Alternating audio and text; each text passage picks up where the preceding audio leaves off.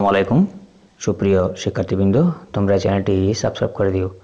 আজকের ভিডিওতে আমরা সপ্তম শ্রেণীর গণিত বিষয়ের অষ্টম অধ্যায় চলবৃত্ত চিহ্নি এই অধ্যায়ের 180 পৃষ্ঠার 8 নং নিয়ে আলোচনা করব। তো সম্পূর্ণ ধারণা পেতে ভিডিওটি না টেনে সম্পূর্ণ দেখার অনুরোধ রইল। দেখো 8 নম্বরে বলা আছে কি, বৃত্তাকৃতি সামগ্রী প্রদর্শন ও খুঁটিনাটি হিসাব সংক্রান্ত প্রজেক্ট। শ্রেণীর সকল শিক্ষার্থী কয়েকটি দলে বিভক্ত হয়ে দৈনন্দিন জীবনে ব্যবহৃত ও পরিচিত বৃত্তাকৃতি জিনিসপত্র সংগ্রহ করে জিনিসপত্রগুলোর ব্যাসার্ধ, ব্যাস, পরিধি, ক্ষেত্রফল মেপে হিসাব সহ প্রদর্শন করে দলের সকল সদস্যের পরস্পরের সাথে আলোচনা করে অন্যান্য দলের সামনে উপস্থাপন করে। তাহলে সমস্যাটার সমাধান দেখবো আমরা এখন। দেখো তাহলে বৃত্তাকৃতি সাময়িক প্রদর্শনী স্কাউট হিসাব সংক্রান্ত প্রশ্ন হচ্ছে কীরকম।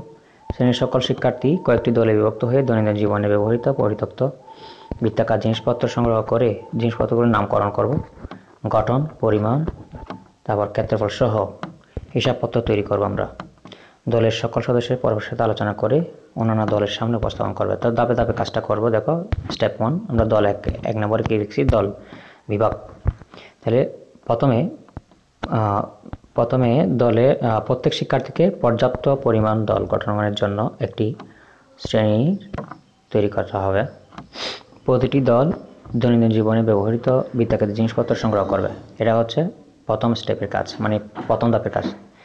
দ্বিতীয় ধাপে আমরা কি করব, সংগ্রহ নামকরণ। যেগুলো সংগ্রহ করছি, মনে করা পরিত্যক্ত ও ব্যবহৃত বৃত্তাকার জিনিসপত্র সংগ্রহ করা এবং এগুলো নামকরণ করবে। প্রতিটি দলের সদস্যগণ সেই জিনিসপত্রগুলোর নামকরণ করবে। এখন তৃতীয় ধাপে দেখতে পাচ্ছি গঠন ও পরিমাণ নির্ধারণ। গঠন ও পরিমাণ নির্ধারণ করা হবে এবং অর্থাৎ সেই জিনিসপত্রগুলো নির্দিষ্ট আকার ও তাদের পরিমাণ নির্ধারণ করা হবে।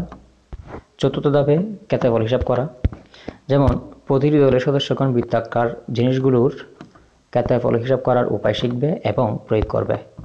তাহলে ক্ষেত্রফল কীভাবে হিসাব করে, ক্ষেত্রফল সমান বৃত্তের ক্ষেত্রফল হচ্ছে ফাইয়ের স্কয়ার, যেখানে ফাইয়ের মান হচ্ছে 3.1416 পর্যন্ত আসে। তার হচ্ছে ব্যাসার্ধ।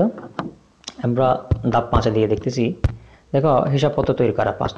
পঞ্চম ধাপে প্রতিটি দলের গবেষণা সূক্ষ্মভাবে হিসাবপত্র তৈরি করে যথাযথ তালিকা রাখবে। ষষ্ঠ ধাপে আমরা যেটা দেখতে পাচ্ছি, একদম শেষ ধাপে যেটা করবে, আলোচনা এবং উপস্থাপন। পৃথক দলের সদস্যগণ সমবেত হয়ে নিজেদের ফলাফলগুলো পরস্পরের সাথে আলোচনা করবে। অবশেষে একে অপরের দলের সামনে উপস্থাপন করবে এবং অন্য দলগুলোর কাছ থেকে মতামত গ্রহণ করবে। এই পুরো প্রক্রিয়াটি শিক্ষার্থীদের মধ্যে একতা, সহযোগিতা, সহানুভূতি উদ্যোগ করবে। এছাড়াও এই কার্যক্রমের মাধ্যমে তারা দৈনন্দিন জীবনের বিজ্ঞানের সাথে ব্যবহৃত বৃত্তাকার জিনিসপত্র বিবরণী এবং হিসাব করার দক্ষতার উন্নতি করবে। আশা করি বিষয়টা বুঝতে পারছো। তো আমরা ধাপে ধাপে এই সবগুলোর ব্যাখ্যা দেওয়ার চেষ্টা করছি। দেখো জিনিসপত্র সংগ্রহ করা, নামকরণ করা, গঠন করা, এর পরিমাণ এবং ক্ষেত্রফল কীভাবে বের করা হয়, কীভাবে উপস্থাপন করা হয়, আমরা সবগুলো বিষয়ে কিন্তু এখানে আলোচনা করার চেষ্টা করছি। আশা করি বুঝতে পারছো। তো শিক্ষার্থীরা, পরবর্তী ভিডিওতে আমরা একেবারে শেষ অঙ্ক 9 নম্বর নিয়ে আলোচনা করব। তো পরীক্ষা সংক্রান্ত আপডেট পেতে চ্যানেলটি সাবস্ক্রাইব করে বেল বাটনটি অন করে দাও। দেখা হবে পরের ভিডিওতে। সে পর্যন্ত ভালো থাকবে। ধন্যবাদ।